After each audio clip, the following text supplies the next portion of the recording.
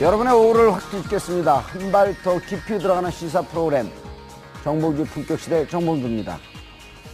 이게 나라냐? 촛불 시위로 촉발된 조기 대선과 정권 교체, 나라다운 나라를 만들겠다던 문재인 정부의 일주일이 지났습니다. 뉴스 볼만 나는 일주일이었다.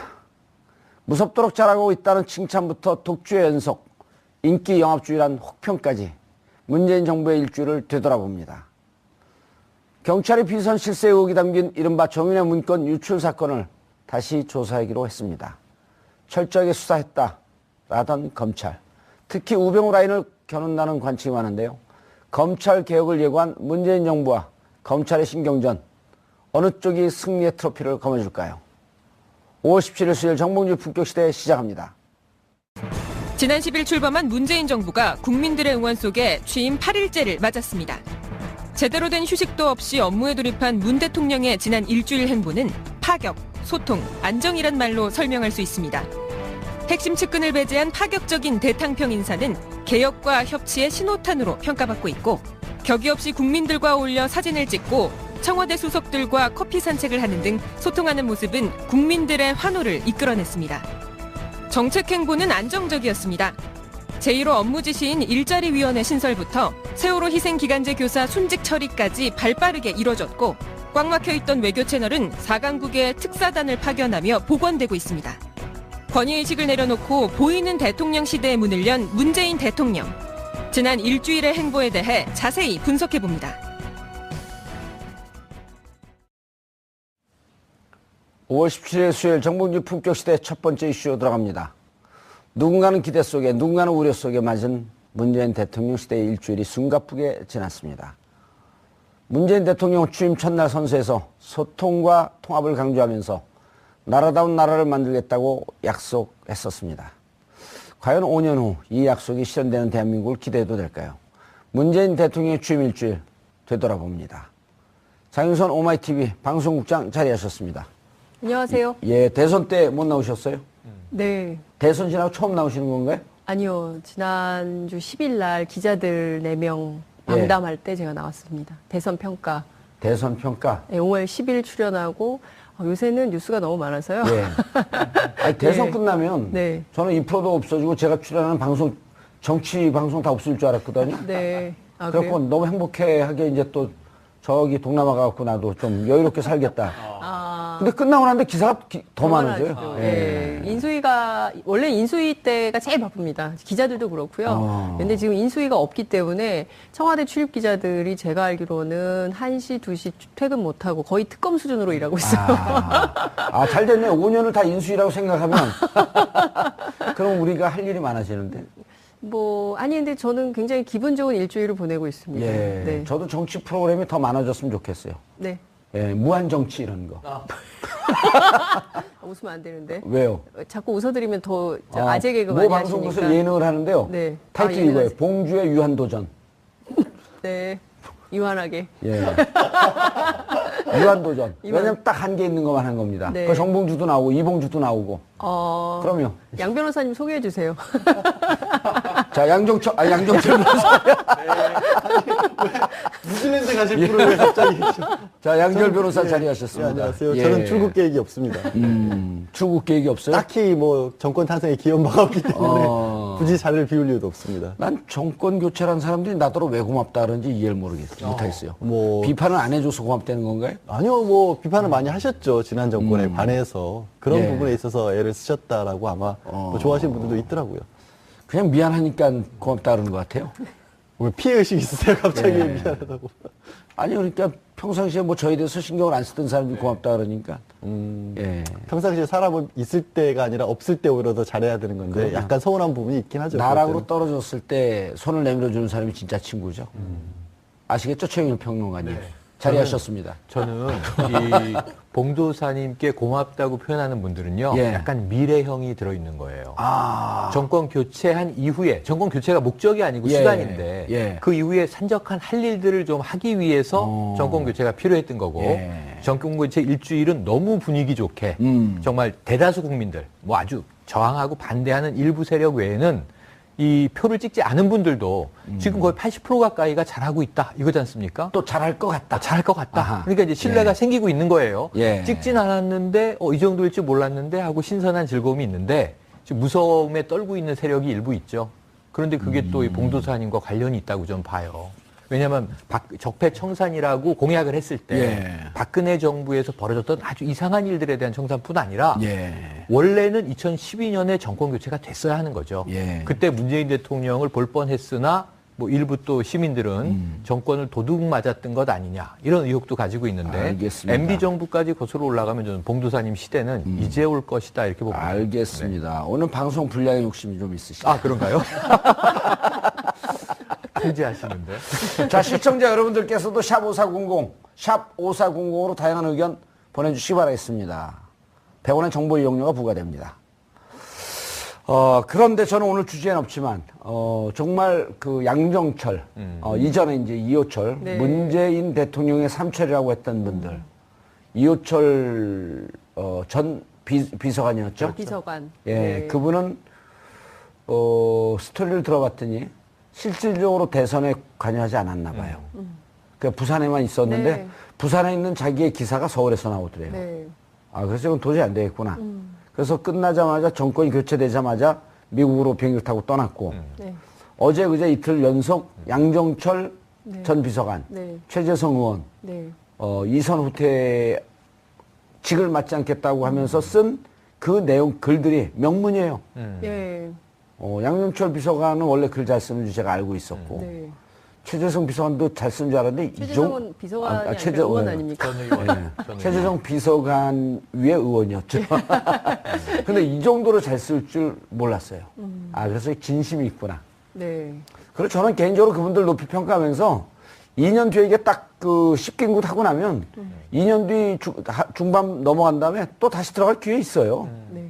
근데 저는 들어가냐 안 들어가냐가 아니라 예. 어쨌든 이제 그 할 일을 다 했고 이후는 이제 그 정권 안에 들어가 있는 사람들의 역할이다라고 한 것에 대해서 뭐 아름다운 퇴장이다라고 평가를 많이 하고 있지 않습니까? 예. 근데 저는 기여하고 싶었을 수도 있다고 생각해요. 하지만 이걸 딱 절제하는 그 모습에서 이것이 정치다. 이런 걸 좀 보여준 측면도 있다고 생각을 하고요. 문재인 대통령 입장에서는 굉장히 좀 아까운 인재들을 놓쳤다 이런 아쉬움도 있겠지만 저는 어떻게 보자면 큰 정치판에서는 또 만날 수 있는 기회가 열린다고 생각을 합니다. 그럼요. 네. 돌고 돌아서 예. 회자 정리 거자 필반. 네, 멋진 뭐 말을 쓰고 나니까 민망하네. 갑자기 네. 벼랑간. 예. 그런데 정말 이 그 박근혜 대통령의 통치 행태와 그 옆에 있는 분들도 자의반 타의반인데 이제 두 분 중에 한 분은 이런 얘기를 하더라고요.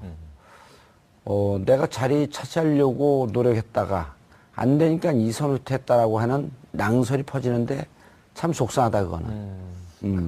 정말 말도 안 되는 낭설이죠. 저는 그래서 이렇게 여기서 설사 그렇다고 할지라도 결론은 어쨌든 이선으로 후퇴했는데 그 와중에 혹시 그런 일이 있더라도 그건 덮어줘야 되는 거 아니냐. 당연히 그렇죠. 그리고 이제 저는 문재인 대통령과의 어떤 복심이라고까지 불렸던 분이고 예. 사실 생각해 보면 이분이 일종의 문재인 대통령의 방패막이도 됐던 것 같아요. 그러니까 한때 뭐 친문 패권이나 이런 말이 나왔을 때 그 비난을 사실 문 대통령보다도 양정철 비서관이나 이런 분들이 더 많이 받으셨어요. 그렇죠. 물론 그분들이 앞서서 말씀하셨던 것도 있고 제가 알기로는 양정철 비서관이 워낙 좀 단호한 스타일이시잖아요. 말도 되게 선명하게 하는 스타일이고 아까 글을 잘 쓴다고 하셨지만 되게 그런 식으로 자기 의사표시가 명확한 분들은 또 적도 많을 수밖에 없는 거고 공격할 수 있는 타겟이 되다 보니까 문재인 대통령을 안으로는 막아서 의견을 주고 어떤 정권 교체를 대비해서 여러 가지 도와주면서 또 바깥으로는 바람막이도 역할을 했었던 분이라서 이번 기회에는 그래서 사실 중용이 됐어도 누구 야권이나 이런 데서 비난을 했더라도 저는 하나도 탓할 것이 없었다고 보는데도 그마저의 최소한의 흠결까지도 주지 않고 싶어서 마지막까지 정말로 충정을 다한 거고 그건 대통령에 대한 충정뿐만 아니라 나라를 위한 충정이라고 저는 봐요. 예. 그게 국민들이 가지고 있는 일말의 어떤 의혹, 일말의 어떤 두려움, 일말의 걱정거리조차도 덜어준 거잖아요. 저는 정말 위대한 결심이라고 봅니다. 지금 현재 잘 됐습니다. 이 개인들은 전 억울함이 많을 거라고 봐요. 하지만 이제 그 이야기를 토로하고 우리가 지금 이렇게 방송에서 어쨌든 이야기해주고 있잖아요.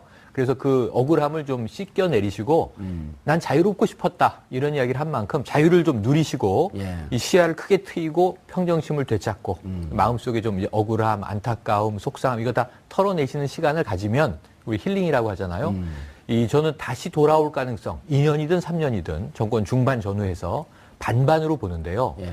문재인 대통령과 문재인 정권이 위기에 처하면 이들은 돌아오게 돼 있습니다. 돌아올 수밖에 없어요. 예. 지금 현재 분위기로 위기에 처하지 않고 이들이 돌아올 일이 없다는 것은 문재인 정부가 순항을 한다는 의미이기 때문에 그 그렇죠. 자체로 또 만족이 있을 수가 아하, 있어요. 그래서 전 앞으로는 어찌해도 이들에게는 지금 대기 모드에 들어간 겁니다. 잠깐 이제 휴식하면서 그래서 지켜보면서 더 큰 마음으로 뭐 해외 여행도 하고 국내 정치를 들여다보면 틀림없이 빈틈들이 많이 보일 텐데 멀리서나마 소식 전하면서 대통령에게 또 나의 좀 이런 충언을 고언을 전해주시오 하는 것도 굉장히 중요한 역할이에요. 그래서 제가 보기에는 2년 만에 돌아올 것 같아요. 2년 네. 예측하시는 2년이 거죠? 있으니까. 아, 참. 자꾸 우리가 웃어드리면 안 돼요. 제가 굉장히 왜 2년인가 지금 진작 말하다. 분석하려고. 이거 거의 방송사고급 아닌가요? 할 말을 없게 막 패널하게 할 말을 없게 왔는데 근데 이 생각이 들었어요. 말씀을 듣다가 우리 이제 최순실과 관련된 얘기가 한참 많이 나왔을 그렇죠. 때 아니 그 문고리 3인방하고 예. 비교해봐야 돼요. 우리 비교- 시청자분들이 그런 게 제일 궁금해요. 그렇죠. 그때 무슨 얘기했었냐면 이미 그 이제만 안 본 건 물고리 3인방 이 같은 경우에는 최순실이 임대했던 사무실에서 그렇게 모여서 항상 뭐 일종의 스터디 같은 거 세미나 같은 걸 하면서 정권 집권 이후에 뭘 할지를 그때부터 계획을 했다는 거 아니에요. 그래서 오죽했으면 그 최순실의 운전기사한테 그 세 사람도 최순실하고 같이 한강 좀 들어가 버리면 안 되겠냐. 자기네들끼리 얘기를 하면서도 우리가 정권 잡으면 큰일 날 것 같다라는 얘기를 자조적으로 했다는 그런 얘기가 나왔거든요. 그만큼 그 사람들은 권력을 잡고 난 뒤에도 뭔가 한 몫을 하기 위해서 그때부터 준비를 했던 거예요. 그러니까 그 모습과 지금 떠나가는 가장 측근인데도 떠나가는 모습이 얼마나 대비가 됩니까? 예. 그러면 사실 2년이 아니라 1년 후에 오더라도 저는 이분들 때문에 그런 어떤 농단을 걱정하지는 않아도 될 것 그렇죠. 같아요. 그런데다가 이제는 정호성은 구속되어 있고 이제만 안봉근은 헌재에서 예. 헌재에서 좀 대통령에게 유리한 증언을 좀 해달라. 라고 하는 것을 나와의 관계를 다 끊어달라 하면서 잠적해버린 거 아니에요?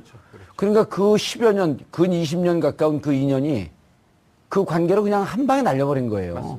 그런 사람을 핵심이라고 하면서 3인방이라고 하면서 통치했던 이 정치, 이 칼라도 완전히 대비되는 거 아니에요? 그러니까 예. 서로 어떤 사람인지 몰랐고 별 예. 관심도 없었던 것 같습니다. 그냥 모르지. 뭐니 유력한 해도 뭐니. 정치인, 예. 내 출세에 가도 저는 그 문고리 3인방은 정말 가신일 줄 알았어요. 근데 우리 사극에서 흔히 이야기하는 가신이 아닌 거예요. 그러니까 어찌 보면은 그냥 월급쟁이, 그냥 종노릇했던 인물들이었고. 국가 예산을 예. 내 마음대로 좀 쓰고 싶었던. 정우성 전 비서관은 이제 막내였는데 그나마 좀 문고리 셋 중에는 착했던 것 같아요. 그러니까 술술 그냥 이 증거 나온 거 진술하면서 어쩔 다 수 없이 인정하고. 옥살이하게 된 거고 법의 처벌을 받아야 되고 나머지 둘은 다소 좀 이 비유를 두 사람이 들으면 언짢아 하겠지만 교활했던 것 아닌가.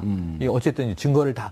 근데 제가 보기엔 지금 한 가지 단초가 오늘도 이 대통령의 감찰 지시가 나왔습니다만 그 이전에 이미 지금 정윤의 문건 유출을 재조사해야 한다. 이 얘기가 나왔잖아요. 예. 들어갔습니다.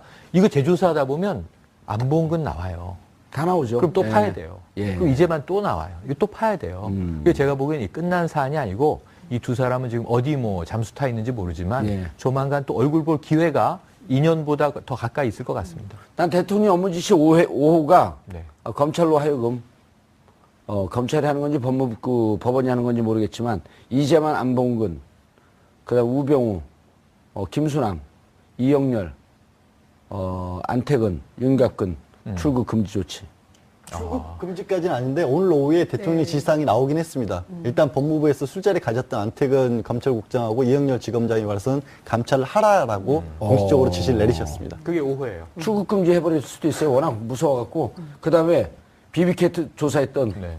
몇몇 검사들 출국 금지. 왜냐면 이민 간다는 첩보를 제가 입수했거든요. 아, 정말요? 그럼요. 오래전서부터 정권 교체되면 난 이민 가야 된다라고 하는 거 사석에서 여러 차례 얘기했어요. 그건 녹취까지 떠갖고 갖다 주려고 그러더라고 누가. 그러니까 무서워하고 있어요. 자기들이 그렇겠죠. 그럴만한 상황. 우리가 전에 지난 여름에 한 일을 알고 있습니다. 그렇죠. 클로징, 제가 지난번 클로징 멘트에 아주 멋진 얘기 했잖아요. 내 죄를 내가 알렸다. 아, 근데 이호철 비서관 보니까 요새 페이스북 열심히 공유하기, 좋아요 누르고 계시더라고요. 그러니까 한국 사회 현안에 대해서 다 들여다보고 계시는 것 같아요. 그러니까 관심도 있고. 근데 제가 기억하는 게 2012년 총선 때 제가 부산에서 이제 우연히 이호철 전 비서관, 그러니까 주로 배낭 메고 다니시거든요. 네. 출마 안 했잖아요. 안 했었나요? 했죠. 아니, 출마 안 했는데, 네. 부산에 이제 그 민주당 선거 유세가 있는 데를 이렇게 구경 삼아 오시기도 아, 하고. 2012년? 네. 2012년 예. 총선. 아니, 대선 2016년 총선이죠. 2016년 작년. 총선, 예. 작년 총선 때 이렇게 왔었는데, 그때 이제 문재인 대통령께서 그때 그 일종의 이렇게 돌아다니시면서 지원 유세를 했었어요. 예. 이제 그때 부산에 왔었는데 우연히 이렇게 마주쳤는데 이렇게 그냥 가도 되는데 차문을 내리셔가지고 이렇게 두 손으로 인사를 하는 장면이 굉장히 인상적이었거든요. 근데 아, 문재인 당시 후보가. 예, 아. 후보 아니죠. 그때 전 대표 시절이죠. 막 그때 이제 지원 유세 하실 때인데 이렇게 차문을 내리셔가지고 이호철 전 비서관 보고 두 손을 이렇게 잡고 너무 반가워 하시는데 이호철 전 비서관 되게 단호하셨어요. 여기 가세요.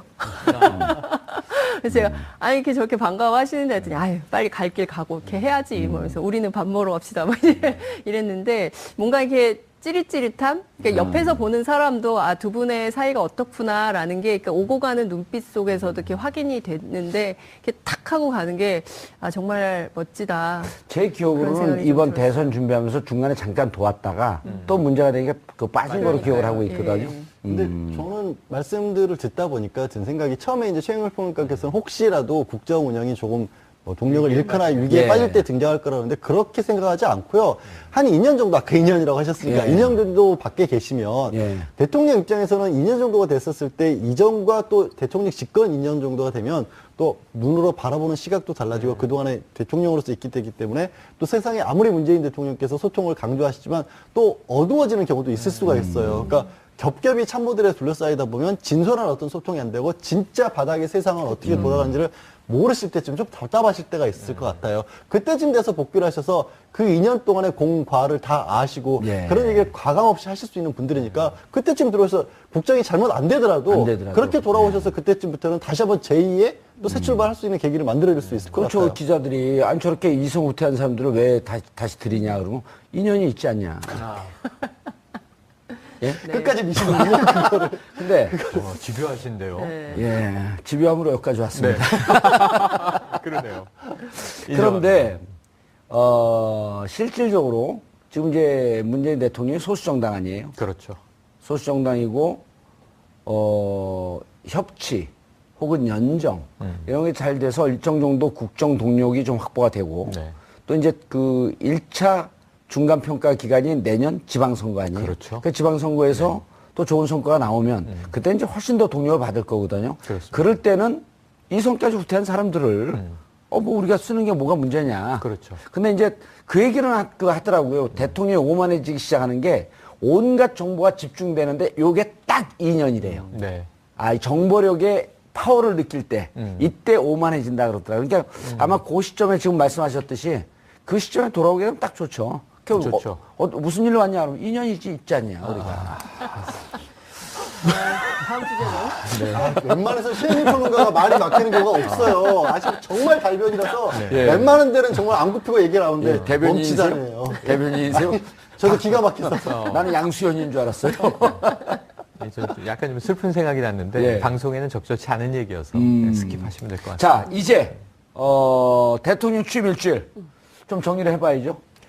근데 네. 그 중에 진짜 핵심이 네. 난 이분들 이성훈태하는 게 제일 핵심이에요. 오늘 그것도 성과. 1호, 2호, 3호, 4호 정책도 좋지만 예. 이렇게 전 정권하고 극명하게 대비되는 대목이 없잖아요. 그렇죠. 근데 이제 그것을 이제 정치부 기자들이 잘 비교해서 예. 분석을 해주면 좋을 것 같고요. 국민들이 보기에는 우선 그동안 박근혜 대통령이 정말 불통의 달인으로 알려져 있었는데, 저는 문재인 대통령이 보여준 여러 가지 파격적인 스타일의 변화 이런 것만으로도 국민들이 그냥 보고만 있어도 웃음이 난다. 이렇게 물론 이제 어느 특정 방송에서는 뭐 종이컵 논란도 있긴 했습니다만 어쨌든 테이크아웃 잔에 커피를 담아서 참모들하고 같이 청와대 경내를 산책하고 걸어서 출근하고 뭐 이런 모습들을 쏙 보면서 우리하고 크게 다르지 않다, 권위적이지 않다, 소탈하다 이런 모습을 보면서 굉장히 한편으로는 공감하고 예.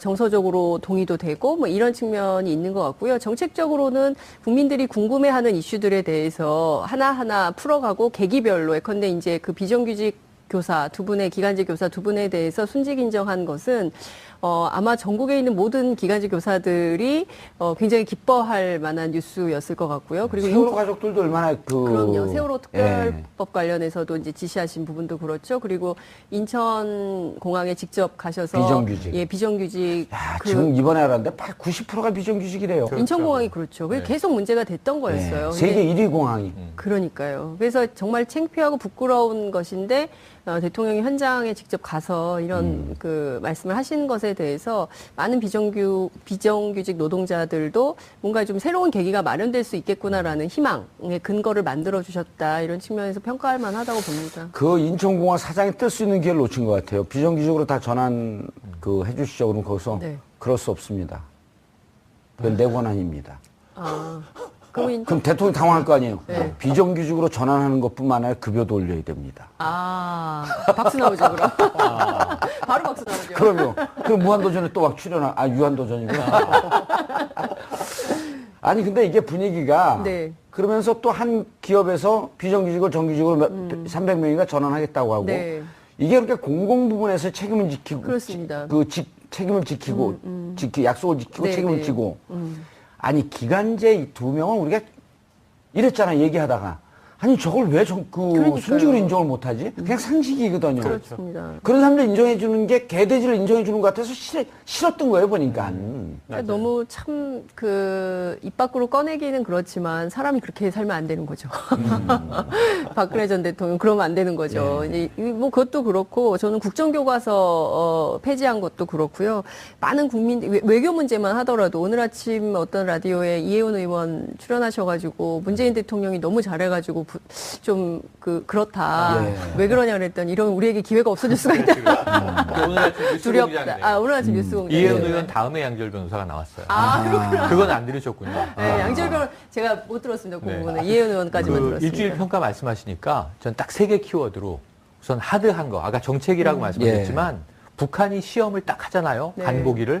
바로 대응하지 않습니까? NSC. 이 박근혜 정권보다 그 애국심 이 북한에 대해서는 잘할 거야. 보수층이 그랬는데 뭘 잘했어요. 아주 안보가 불안정해졌죠. 그런데 단호한 대응을 하잖아요. 시간대별로 보고하는 거 감동입니다. 자, 5시 27분에 미사일 발사했고 네. 이 국가위기관리센터에서 비서실장한테 20여 분 후에 연락했고 6시 8분에 비서실장이 대통령한테 보고 대통령이 그 다음 얘기에 국민들은 보수 진보 가릴 것 없이 환영했어요.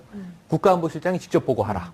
그게 전임 정부의 멋있었어요. 실장인데 멋있었어요. 지금 이건 국가안보실장이 보고해야 될 사항이고 지금 김관진이 있으니까 직접 보고하라 그래. 그러면 NSC 주재해. 8시 나와서 하지 않습니까?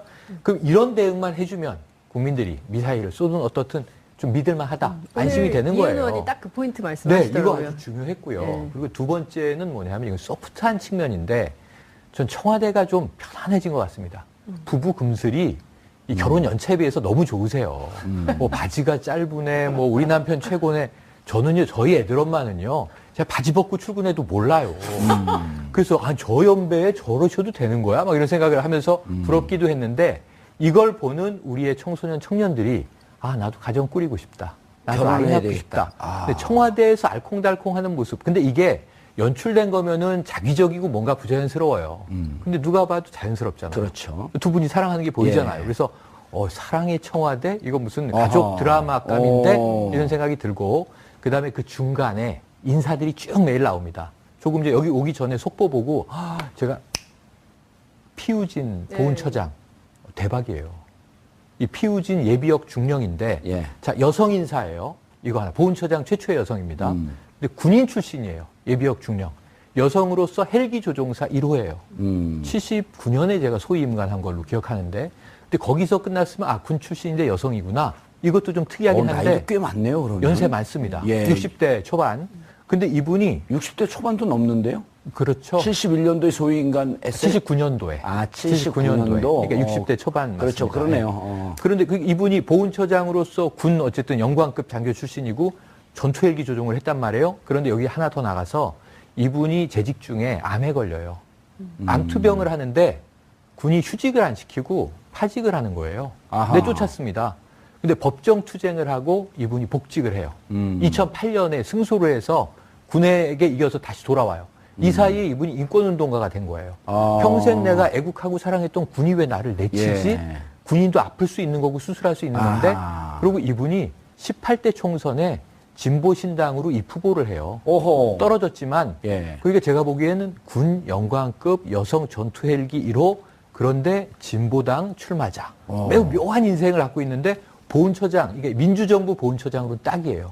군에 대한 예우, 애국심, 의심 없고 그럼에도 불구하고 인권의식이 생겼고 자기가 겪었으니까 이걸 다 갖고 있어서 이런 인물을 어떻게 찾아내서 보훈처장에 앉히지? 그러니까 인사가 지금 매우 적확하거든요, 예. 대부분. 그러니까 아직까지 일주일은 박수 받아도 좋은. 제가 100점은 못 드리지만 99점 드리는데 1점 뺀 거는 그래도 싫다는 사람이 또 있더라고요.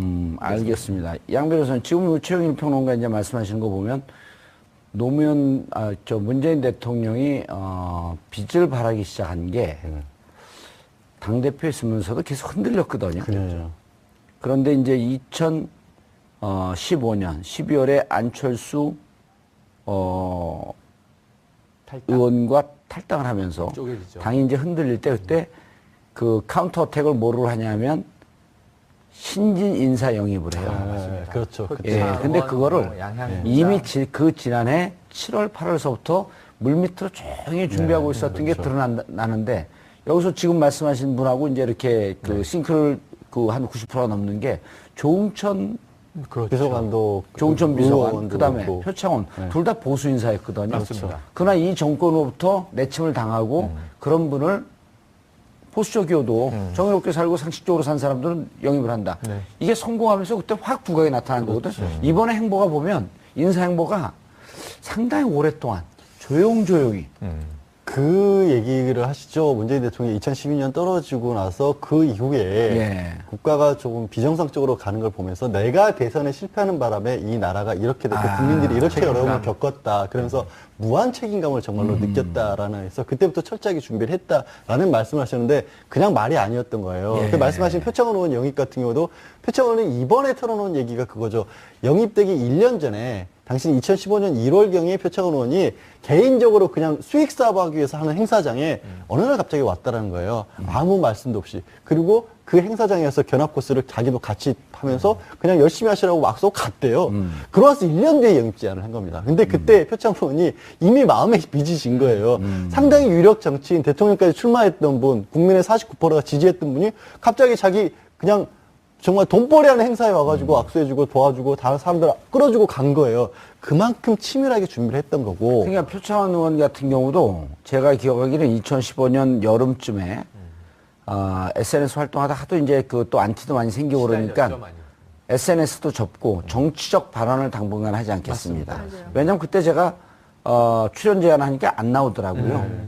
근데 그때도 더 전인 2015년 1월에 그렇죠. 그런 일이 있었던 예. 거예요. 그래서 저는 보면은 이게 비정상적인 어떤 상태로 다시 반복돼서는 안 될 일이지만 보궐선거라는 것이 생기는 바람에 인수위가 없었고 그런데도 불구하고 문재인 대통령은 그런 어떤 마음가짐으로 철저하게 준비를 해오셨고 그게 두 개가 딱 맞아떨어지면서 이게 엄청난 속도를 낼 수 있는 게 된 거예요. 예. 사실 인수위 거치면서 그때 내부적으로는 농공행상하고 밖에서는 야당에서는 어떻게 공격할지 공격 포인트 잡고 있고 이러고 있는데 대통령은 그런 거 없이 딱 준비된 장소로 들어오자마자 바로 열일을 시작하신 거죠. 예. 저는 한 가지 굉장히 이게 중요한 포인트 중에 하나가 저희가 시계를 거꾸로 돌려서 2013년으로 돌아가면 인수위 끝나고 나서 박근혜 전 대통령이 제일 강조했던 게 4대학 척결이에요. 예. 성폭력, 가정폭력, 학교폭력, 그다음에 불량식품, 근절. 이게 네 가지 4대학을 척결한다 그래서 불량식품 때문에 우리가 당했어요.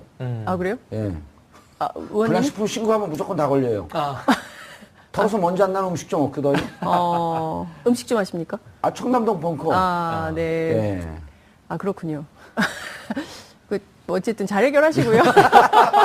근데 그 사대학 훌륭하신데? 갑자기 깜짝 놀랐어요. 근데 그 사대학 척결을 한다고 했었는데 그때 당시에 국민들이 저걸 지금 아니 물론 심각한 문제고 중요한 문제고 이제 학교 앞에 불량식품 애들 사 먹고 뭐 문방구에 뭐 이상한 거 팔고 뭐 이런 거에 대해서 문제가 있지만 대통령이 나서서 저렇게 얘기할 만큼 저렇게 심각한 한국 사회 현안인가라고 토론할 때 4대하고 3개 하고 있다 느닷없이 네 번째 머뭇머뭇거리다가 불량식품을 빵 터졌잖아요. 그러니까요. 근데 네. 하여튼 그거하고 비교하자면 문재인 대통령은 정말 시의적절하게 국민들이 감성적으로 동의할 수 있는 일들을 이렇게 하고 계시는 거에 대해서 더 큰 박수를 받고 있다 이렇게 생각하는데 내일 5.18입니다. 그렇죠. 내일 10시에 이제 기념식이 있는데 대통령이 참석하셔서 5.18 기념식에서 이무리한 행진곡을 다 같이 제창할 때 저는 광주의 시민들뿐만 아니라 5.18을 계기로 해서 학생운동을 하든 사회운동을 하든 시민운동을 하든 또 그 밖에 우리 사회 개혁 이슈 인권의 문제에 대해서 관심이 있었던 그리고 대한민국 전체가 정말 가슴이 뭉클한 시간이 되지 않을까 이런 생각이 좀 들어서 시의적절하게 정책을 펴는 것도 국민들한테 후한 점수를 받는 가장 큰 이유 중에 하나다 이런 생각이 좀 듭니다. 당신이 주장했던 그 본인이 주장했던 그 잘 준비된 대통령이라고 하는 것이 네. 허언이 아니었음이 맞습니다. 드러나고 있는 거죠. 그렇죠. 그런데 최영현 평론가님, 그 국정교과서 폐기하고 그리고 또 이제 이무리한 행진곡 제창, 2호 세월호 사건 재조사, 네, 4호. 뭐 이런 등등 네. 그 참사 재조사 이런 게 통합의 이미지하고는 좀 거리가 뭐냐라고 하면서 일각에서 네. 0.1%에서 반대하고 있거든요. 그렇죠. 예, 그건 어떻게 그거는 생각하세요? 계속 공격할 수밖에 없고 공격할 거예요. 예. 근데 공격하는 사람들이 전 범인이라고 생각해요.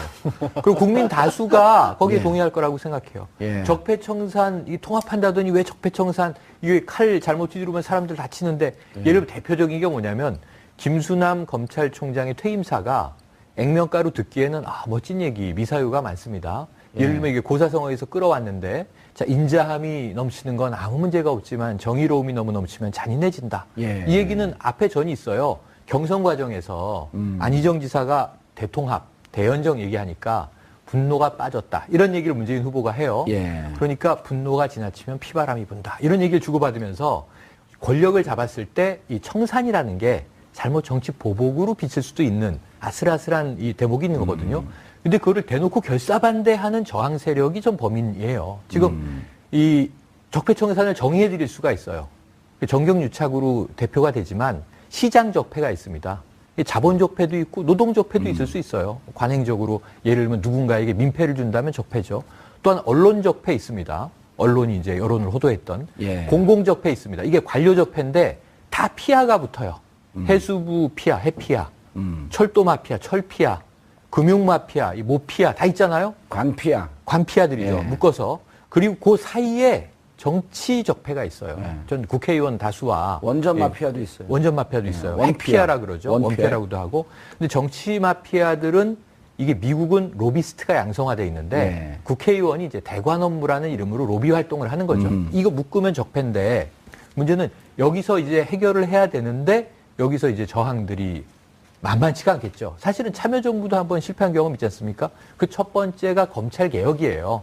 이번에 오늘 이제 감찰 지시한 것부터 시작이 되는데 이게 이제 쉽게 풀릴 거냐? 그렇지 않을 것이다. 이 예. 저항을 어떻게 헤쳐나갈 거예요. 근데 노무현 대통령이 못했지만 그 시행착오를 딛고 문재인 대통령은 왠지 할 수 있을 것 예. 같다. 뭐 이렇게 양 생각을 변호사님. 해봅니다. 일주일 동안 이 일정도 비교하면 아주 재밌어요. 뭐 박 전 대통령과 예. 비교를 하실 수 있으세요? 제가 봤을 때 비교를 누구는 그렇게 하더라고요. 일주일이 아니라 3일 내진 3시간 하고 4년하고 비교를 해야 된다. 그 정도로 일에 있어서의 범위 자체가 너무나 다르다. 3일을 한 3년치 일을 네, 다 해버린 다 해버렸. 근데 아니 한편으로 그럼 우리 지금 저거 그 그래프 만든 PD하고 제작진이 당황하게 네. 문재인 대통령 일주일과 오바마 대통령 일주일을 비교해 주세요. 그것도 그렇고요. 4년을 왜 그러냐면 네. 지금 해왔던 얘기들 제가 초반에 말씀드린 속도가 날 수 있었던 거에 비결 중에 하나는 그동안 묵혀왔던 숙제들을 박 전 대통령이 워낙 너무 많이 많아요. 만들어놨어요. 아니, 그러니까 9년 동안. 9년 동안. 예. 9년 동안도 그렇고 앞으로 지난 4년만 해도 당장 뭐 어무지 씨 일어나 이런 것들이 예를 들어서 아까 나왔던 기간제 교사분에 대한 순직 인정 문제 3년이 넘은 숙제입니다. 그리고 맞아요. 임을 위한 재창고 같은 것들도 지금 9년 된 이미 거예요. 지난 정권에서 인정을 했던 걸 9년 내내 묵혀왔던 예. 거고요. 그다음에 또 뭐 미세먼지 공약 같은 경우도 대선 기간 내내 후보들조차도 가장 목 아파했던 거예요. 그랬었죠. 국정교과서 기자분들 있잖아요. 현장에 다니면서 얼마나 힘들어서 예. 국정교과서 전 국민이 다 반대하고 실제 현장에서 받아들이는 학교 하나도 없는데도 대통령이 독단으로 밀어붙인 겁니다. 그러니까 그만큼 쌓여있는 숙제들이었고 문재인 대통령이 결단을 내리는 순간 빨리 속도를 낼 수 있었기 때문에 일주일 대 일주일이 비교가 아니라 그래픽 만드신 분께 정말 죄송하지만 3년째? 지난 4년 동안 박 전 대통령이 망쳐놓은 거를 일주일 동안 어떻게 바꾸는지를 비교를 해야 돼요. 간단하게 이렇게 얘기하면 돼요. 박근혜 대통령의 비서관들하고 네. 회의한 양과 지난 일주일 동안 회의한 양을 비교하면 딱 맞습니다. 지금 저 그래프 그대로 놔두셨다가 다음 주 화요일에 한번 또 쓰셔야 됩니다. 왜요? 그러니까 내일 5.18이라 임을 위한 행진곡을 대통령이 참석한 이 기념식에서 재창을 다 하고 뭐 10,000명이 재창한다고 지금 오늘 기사 나왔는데 네. 역대급이다. 그런데 그것도 감동적이고 뭉클한 장면이지만 다음 주 화요일 5월 23일 네, 이게 좋습니다. 노 대통령, 노무현 대통령 서거 8주기예요. 예. 그럼 봉화마을에 이제 문재인 대통령께서 가실 거 아닙니까? 그래서 그날 굉장히 짠할 거잖아요. 꼭 친노만이 아니라 전 국민이 짠할 건데 왜냐하면은 이게 두 분은 친구였고 참여정부에 같이 일을 했고 예. 모셨고 그랬는데 이제 대통령이 돼서 비운의 대통령을 이제 찾아가는 거 아닙니까? 예. 추도하러. 근데 이날 박근혜 전 대통령이 법정에 출두하는 날이에요. 첫 재판. 첫 재판. 예. 안 나올 수가 없죠. 준비기일 지났고 이건 첫 예. 공판이니까. 그 23일 하루에 바로 이전 정권과 이제 새 정권이 극렬하게 대비되는 하루고 국민이 그걸 명과함을 보면서 하루 종일 생각할 거 아닙니까? 예. 박근혜는 왜 저기 지금 나가서 무슨 죄로 지금 재판을 다투고 있는가? 그럼 문재인 대통령은 지금 봉화에서 어떤 심경일까? 이 정말 빛과 어둠이 교차하는 장면을 다음 주 화요일에 보게 될 거라 아까 저 그래프는 또 써주시길 바랍니다. 저는 이럴 것 같아요. 그 정조 대왕이 네. 왕위에 등극하는 첫날 과인은 사도세자의 의 아들이다. 그렇죠. 봉화마을에 딱 가갖고 문재인 대통령이 저는 노무현 대통령의 친구였습니다. 우리 그날 여기서 나오시면 마지막에 제가 하는 방송 다 끝 무렵에는 님을 위한 행진곡을 재창하기로 했어요. 좋습니다. 그래서 제가 노래를 너무 잘하고 다른 사람들 다 그 입다문 개고 저 혼자 할 거예요. 그냥. 아이고. 잘 나가시다가 그러면 잘 나가시다가 그 재창이 아니고 독창이잖아요. 독창이잖아요. 아니요, 근데 내가 일당 한 10만 원 하니까 재창이라고 해야 돼요. 나머지는 그냥 이렇게 겉절이로. 아니 방송에서 한다고 내가 제안을 했거든요. 네. 타 방송에서 하라고 그러더라고요. 근데 아까 말씀드린 거 한마디만 덧붙이면 그 전에 지금 하는 일들이요. 누구는 뭐 자유한국당 이런 데서 이게 독주다라고 비판을 하지만 대통령이 할 수 있는 권한 범위 내에서 하고 계신 거예요. 맞습니다. 엄모지 씨는 다. 그리고 그 전에 박 전 대통령도 대통령이 할 수 있는 권한을 남용했기 때문에 했던 거를 바로 대통령이 바뀌었기 때문에 바로 바꿀 수 있는 겁니다. 제가 당 경선 때 이제 뭐 그 후보를 비판하려고 그런 건 아니지만 개혁을 하려면 야당과 연정을 해야 합니다. 개혁 입법을 통과시켜서 그래갖고 제가 그 프로에서 다른 프로에서 그분을 만나서 뭐라 그랬냐면 지금 행정부가 갖고 있는 법, 현재 법도 잘 지키면 굳이 국회에서 5년 동안 법 하나 통과시키지 않아도 할 게 너무 많습니다. 시행령만 가지고도. 아니 기존에 있는 법만 잘 지켜도 네네, 그렇죠. 굳이 법을 새로 만들 필요가 없어요. 법대로만 시켜도. 예. 사실 굉장히 약간 변호사들이 하는 억울한 얘기가 하나 있어요. 법조인들이. 우리나라는 법이 물구나무를 선 법이다라는 얘기를 자조적으로 할 때 누구나 있어요. 뭐요? 법이 물구나무를 섰다라는 표현을 쓴 게 어떻게 원래 법은 구조상 헌법이 있고 법률이 있고 법령이라고 하죠. 시행령이 시행령인데 있는데 지금 시행령이 지금 제일 위죠. 시행령이 제일 위에 있는 것처럼 돼 있어 변호사들이 일을 할 때 가장 불편을 겪는 게 사실 시행령 우선주의거든요. 그건 개선돼야 될 부분도 있는 거지만 또 동시에 대통령으로서 지금 하실 수 있는 일이 말씀하신 것처럼 그럼요. 많다는 거예요. 그러니까 그 얘기를 정말 트위터나 뭐 SNS를 보면 야 이렇게 할 수 있는 일이 이렇게 많은지 몰랐다. 그럼요. 아니, 그리고 제가 네. 그거 진짜 방송에서 그 후보한테 대놓고 그랬다니까요. 국회의원 안 해봐서 잘 모르시는데 법 통과 안 시켜도 돼요. 너무 많습니다. 그리고 그러니까요. 대통령이 자신의 사익을 위해서 시행령을 새로 만들어서 오바만 하지 않으면 기존 법 체계 내에서 할 수 있는 게 너무 많습니다. 그럼 안 하고 있었던 거예요. 그거를 지금 현실로 하나하나 목격하고 있으니 국민들이 얼마나 기가 막히시겠어요. 예, 돈 한 푼 안 들이고 좋은 나라에 이민 온 것 같대잖아요. 그러니까요. 그래서 이민 걱정 이제 안 하더라고요. 예. 다만 이제 앞으로 교육개혁이 어떻게 될지. 그런데 네. 사실 이 일주를 보면요. 우리가 한때 부러워했던 오바마 대통령 일주일과 유사하거든. 좀 더 빨라요. 근데 이게 사실은 어느 나라의 대통령이도 이렇게 해야 되는 겁니다. 자연스럽게. 그렇죠. 예. 안 하고 있었던 게 네. 9년 동안 다 안 한 거예요. 너무 어색한 거지, 그러니까. 그렇습니다. 근데 저는 그 노무현 전 대통령, 그러니까 오바마에 대해서 우리가 막 이렇게 열광하지만 오바마 전에 우리가 먼저 그렇죠. 노무현이라는 대통령이 있었고 아하. 안타깝게 뭐 이제 공과 과에 대해서 막 이 논란이 지금까지도 진행이 되고 있지만 큰 틀에서 보자면 대한민국 역사에서 굉장히 평가를 받을 만한 개혁 대통령이었다 이렇게 볼 수 있을 것 같고 예. 그 부분에 대해서는 자꾸 막 이론의 재론의 여지를 따지지만 평가할 것은 평가를 하고 그 다음 단계로 넘어가야 역사의 진전이 있을 거라고 생각합니다. 예, 알겠습니다. 자, 문재인 대통령 일주를 짚어봤는데 이런 말이 있죠. 칭찬은 고래도 춤추게 한다. 잘할 때는 칭찬해주는 게 정상입니다. 잘하는데 고춧가루 뿌리면 몰매 맞습니다. 저는 어떻게 보자면 큰 정치판에서는 또 만날 수 있는 기회가 열린다고 생각을 합니다. 그럼요. 네. 돌고 돌아서 회자 정리 거자 필반. 네, 멋진 말을 쓰고 나니까 민망하네요. 갑자기, 네. 베란간. 예. 그런데 정말 이 그 박근혜 대통령의 통치 행태와 그 옆에 있는 분들도 자의반 타의반인데 이제 두 분 중에 한 분은 이런 얘기를 하더라고요. 내가 자리 차지하려고 노력했다가 안 되니까 이선을 했다라고 하는 낭설이 퍼지는데 참 속상하다 그거는.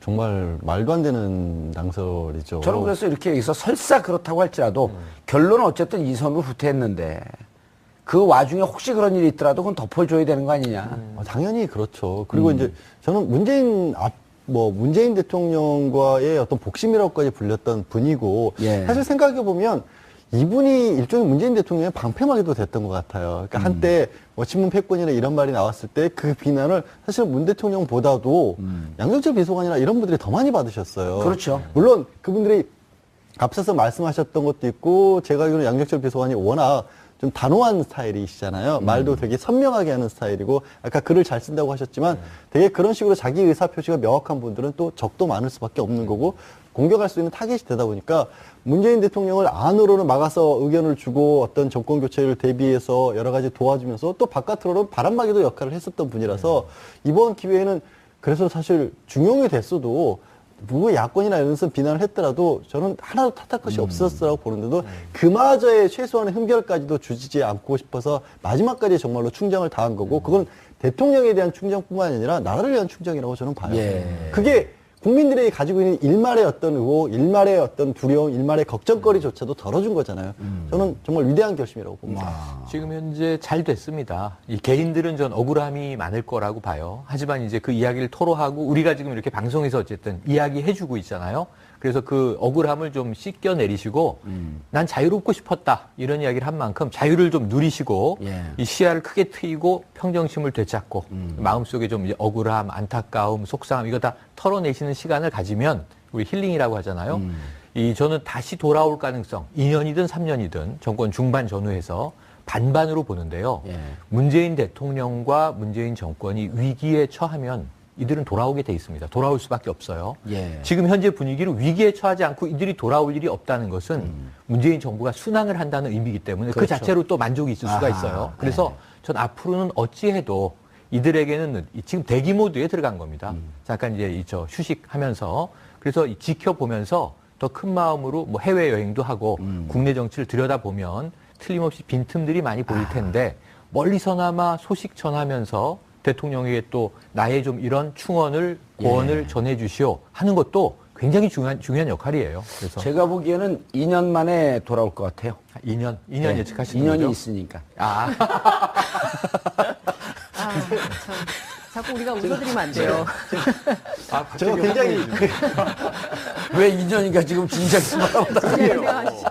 분석하려고. 이거 거의 방송사고급 아닌가요? 할 말을 없게 막 패널에게 할 말을 없게 왔는데 근데 이 생각이 들었어요. 말씀을 듣다가 우리 이제 최순실과 관련된 얘기가 한참 많이 나왔을 그렇죠. 때 아니 그 문고리 3인방하고 예. 비교해봐야 돼요. 우리 비교- 시청자분들이 그런 게 제일 궁금해요. 그렇죠. 그때 무슨 얘기했었냐면 이미 그 이재만 안보건 물고리 3인방 이 같은 경우에는 최순실이 임대했던 사무실에서 그렇게 모여서 항상 뭐 일종의 스터디 같은 거, 세미나 같은 걸 하면서 정권 집권 이후에 뭘 할지를 그때부터 계획을 했다는 거 아니에요. 그래서 오죽했으면 그 최순실의 운전기사한테 그 세 사람도 최순실하고 같이 한강 좀 들어가 버리면 안 되겠냐.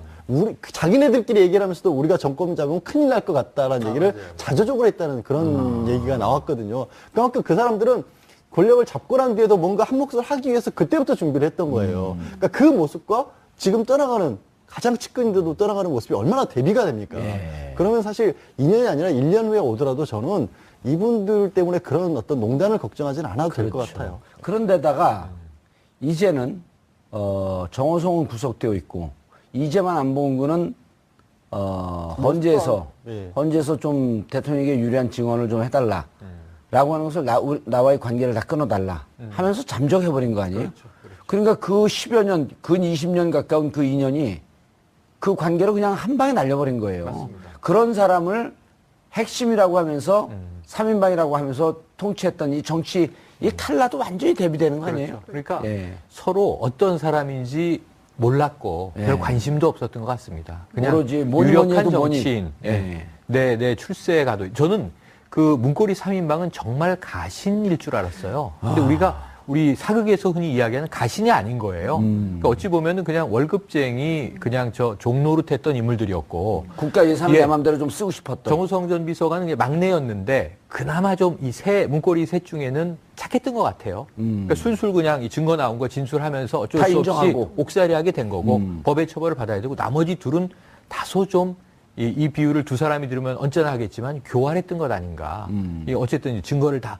근데 제가 보기엔 지금 한 가지 단초가 오늘도 이 대통령의 감찰 지시가 나왔습니다만 그 이전에 이미 지금 정윤의 문건 유출을 재조사해야 한다. 이 얘기가 나왔잖아요. 예. 들어갔습니다. 이거 재조사하다 보면 안봉근 나와요. 다 나오죠. 그럼 또 예. 파야 돼요. 예. 그럼 이제만 또 나와요. 이거 또 파야 돼요.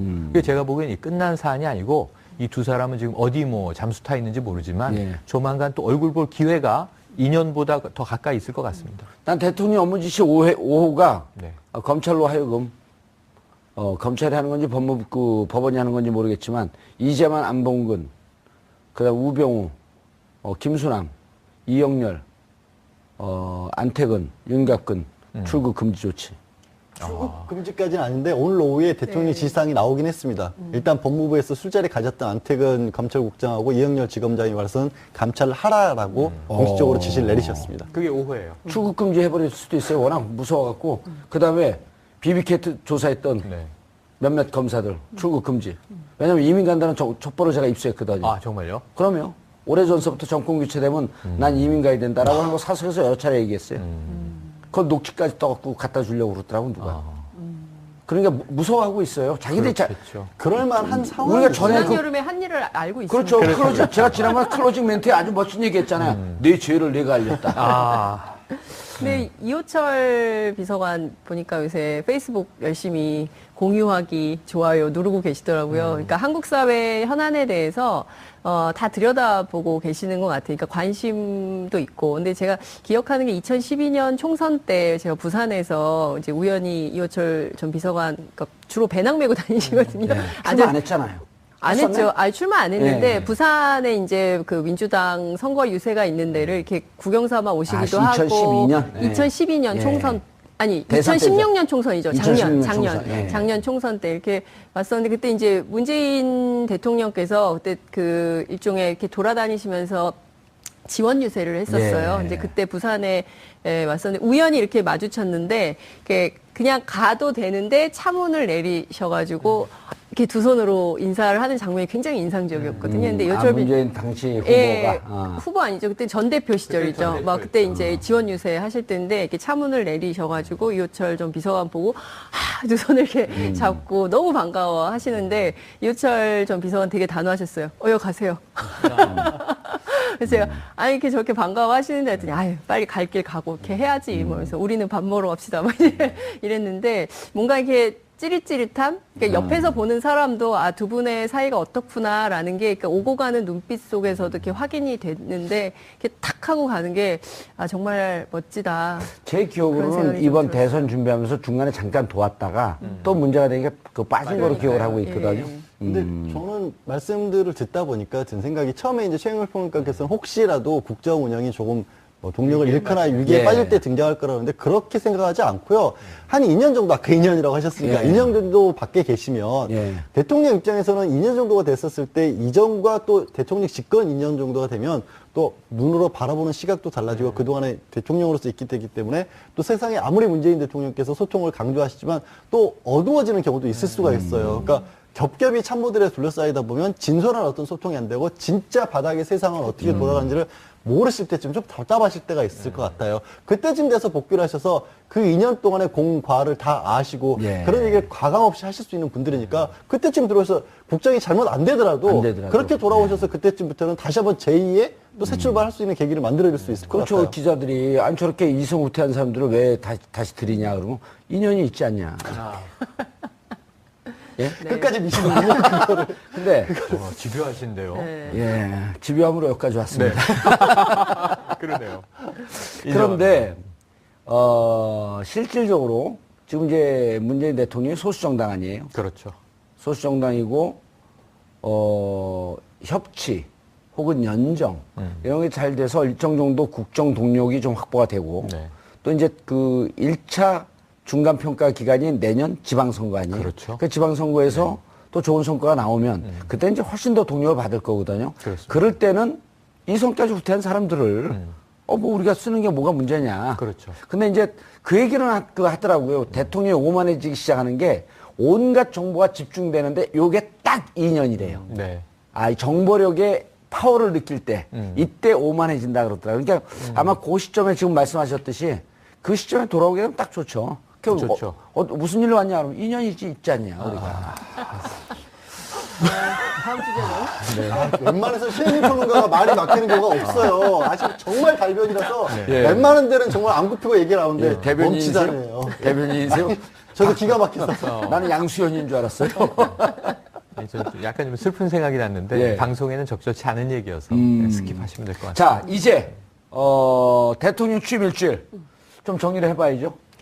근데 네. 그 중에 진짜 핵심이 네. 난 이분들 이성훈퇴하는 게 제일 핵심이에요. 오늘 뭐 예, 그것도 성과 1호, 2호, 3호, 4호 정책도 좋지만 예. 이렇게 전 정권하고 극명하게 대비되는 대목이 없잖아요. 그렇죠. 근데 이제 변호사 예. 자리하셨습니다. 네, 안녕하세요. 예. 저는 출국 계획이 없습니다. 출국 계획이 없어요? 딱히 뭐 정권 탄생에 기여한 바가 없기 때문에 어. 굳이 자리를 비울 이유도 없습니다. 난 정권 교체란 사람들이 나더러 왜 고맙다 그런지 이해를 못하겠어요. 뭐 비판을 안 해줘서 고맙다는 건가요? 아니요, 뭐 비판을 많이 하셨죠. 지난 정권에 관해서 그런 예. 부분에 있어서 애를 쓰셨다라고 아마 뭐 좋아하시는 분들도 있더라고요. 그냥 미안하니까 고맙다 그러는 것 같아요. 왜 피해 의식 있으세요? 갑자기 예. 미안하다고. 아니 그러니까 평상시에 뭐 저에 대해서 신경을 안 쓰던 사람들이 고맙다 그러니까 예. 평상시에 사람은 있을 때가 아니라 없을 때 오히려 더 잘해야 되는 건데 그럼요. 약간 서운한 부분이 있긴 하죠. 나락으로 그럴 때는. 떨어졌을 때 손을 내밀어 주는 사람이 진짜 친구죠. 아시겠죠? 최영일 평론가님. 자리하셨습니다. 저는 이 봉도사님께 고맙다고 표현하는 분들은요, 예. 약간 미래형이 들어있는 거예요. 아. 정권 교체한 이후에, 정권 교체가 목적이 아니고 예. 수단인데, 예. 그 이후에 산적한 할 일들을 좀 하기 위해서 정권 교체가 필요했던 거고, 예. 정권 교체 일주일은 너무 분위기 좋게, 정말 대다수 국민들, 뭐 아주 저항하고 반대하는 일부 세력 외에는 이 표를 찍지 않은 분들도 지금 거의 80% 가까이가 잘하고 있다 이거지 않습니까? 또 잘할 것 같다. 잘할 것 같다. 아하. 그러니까 이제 신뢰가 예. 생기고 있는 거예요. 예. 찍진 않았는데 이 정도일 줄 몰랐는데 하고 신선한 즐거움이 있는데 지금 무서움에 떨고 있는 세력이 일부 있죠. 그런데 그게 또 이 봉도사님과 관련이 있다고 좀 봐요. 왜냐하면 적폐청산이라고 공약을 했을 때 예. 박근혜 정부에서 벌어졌던 아주 이상한 일들에 대한 청산뿐 아니라 예. 원래는 2012년에 정권 교체가 됐어야 하는 거죠. 예. 그때 문재인 대통령을 볼 뻔했으나 뭐 일부 또 시민들은 정권을 도둑 맞았던 것 아니냐 이런 의혹도 가지고 있는데 알겠습니다. MB 정부까지 거슬러 올라가면 저는 봉도사님 시대는 이제 올 것이다 이렇게 봅니다. 알겠습니다. 오늘 방송 분량의 욕심이 좀 있으시죠? 아 그런가요? 통제하시는데. 자, 시청자 여러분들께서도 샵 5400, 샵 5400으로 다양한 의견 보내주시기 바라겠습니다. 100원의 정보 이용료가 부과됩니다. 그런데 저는 오늘 주제는 없지만, 정말 그 양정철, 이전에 이제 이호철, 네. 문재인 대통령의 삼철이라고 했던 분들, 이호철, 전 비서관이었죠? 비서관. 예, 네. 그분은, 스토리를 들어봤더니, 실질적으로 대선에 관여하지 않았나 봐요. 그 부산에만 있었는데, 네. 부산에 있는 자기의 기사가 서울에서 나오더래요. 네. 그래서 이건 도저히 안 되겠구나. 그래서 끝나자마자 정권이 교체되자마자 미국으로 비행기를 타고 떠났고 네. 어제 그제 이틀 연속 양정철 네. 전 비서관, 네. 최재성 의원, 네.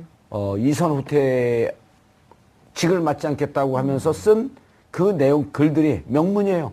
네. 양정철 비서관은 원래 글 잘 쓰는 줄 제가 알고 있었고 네.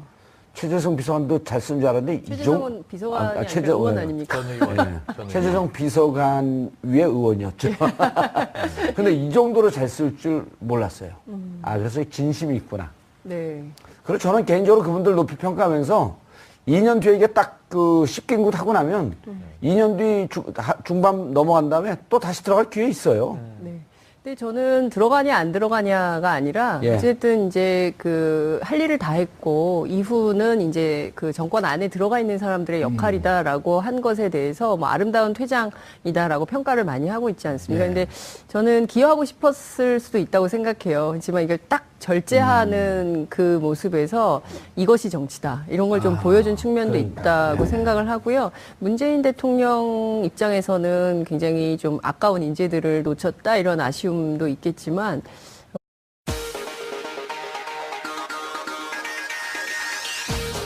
여러분의 오후를 확 뒤집겠습니다. 한 발 더 깊이 들어가는 시사 프로그램 정봉주 품격시대 정봉주입니다. 이게 나라냐? 촛불 시위로 촉발된 조기 대선과 정권 교체, 나라다운 나라를 만들겠다던 문재인 정부의 일주일이 지났습니다. 뉴스 볼만 나는 일주일이었다. 무섭도록 잘하고 있다는 칭찬부터 독주의 연속, 인기 영합주의란 혹평까지 문재인 정부의 일주일을 되돌아봅니다. 경찰이 비선 실세 의혹이 담긴 이른바 정윤회 문건 유출 사건을 다시 조사하기로 했습니다. 철저하게 수사했다라던 검찰, 특히 우병우 라인을 겨눈다는 관측이 많은데요. 검찰 개혁을 예고한 문재인 정부와 검찰의 신경전, 어느 쪽이 승리의 트로피를 거머쥘까요? 5월 17일 수요일 정봉주 품격시대 시작합니다. 지난 10일 출범한 문재인 정부가 국민들의 응원 속에 취임 8일째를 맞았습니다. 제대로 된 휴식도 없이 업무에 돌입한 문 대통령의 지난 일주일 행보는 파격, 소통, 안정이란 말로 설명할 수 있습니다. 핵심 측근을 배제한 파격적인 대탕평 인사는 개혁과 협치의 신호탄으로 평가받고 있고 격이 없이 국민들과 어울려 사진을 찍고 청와대 수석들과 커피 산책을 하는 등 소통하는 모습은 국민들의 환호를 이끌어냈습니다. 정책 행보는 안정적이었습니다.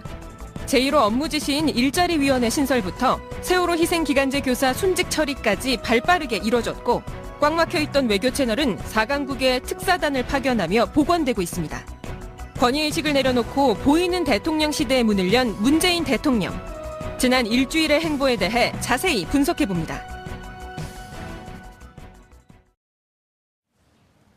5월 17일 수요일 정봉주 품격시대 첫 번째 이슈로 들어갑니다.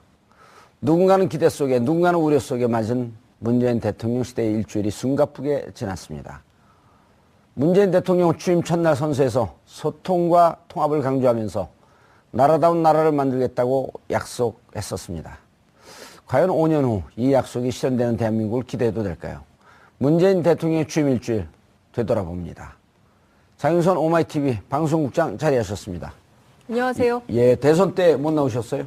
네. 대선 지나고 처음 나오시는 건가요? 아니요. 지난주 10일 날 기자들 4명 방담할 때 제가 나왔습니다. 대선 평가. 대선 평가. 네, 5월 10일 출연하고 요새는 뉴스가 너무 많아서요. 예.